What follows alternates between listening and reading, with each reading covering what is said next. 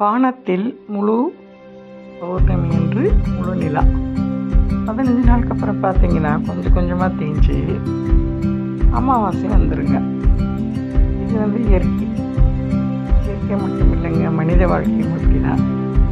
துன்பமும் இன்பமும் மாறி மாறி வரும். யாரும் இன்பத்திலேயே இருக்கிறேன்னு சொல்ல முடியாது. துக்கம் இல்லாத வீடு இல்லை. இப்போ வரும்போது ஒரு சிலருடைய புரிதல் இல்லாமல் நம்ம நடு இதில் நிற்கும்போது, அதாவது நாளைக்கு விடியுமா, நம்ம எப்படி இதுலேருந்து தப்பிக்கிறோங்கிற யோசிச்சுட்டு இருக்கும்போது ஒரு சின்ன உதவினாலும் நான் இருக்கேன், பார்த்துக்கலாம், நான் இருக்க பார்த்துக்கிறேன், காப்பாற்றிடுறேன், பயப்படாதான்னு சொல்லி நம்மளுக்கு ஒரு கை கொடுப்பாங்க பார்த்தீங்களா, அதுதாங்க தெய்வத்திற்கு சமம். அந்த உதவியை என்னை எப்போவுமே மறக்கக்கூடாது.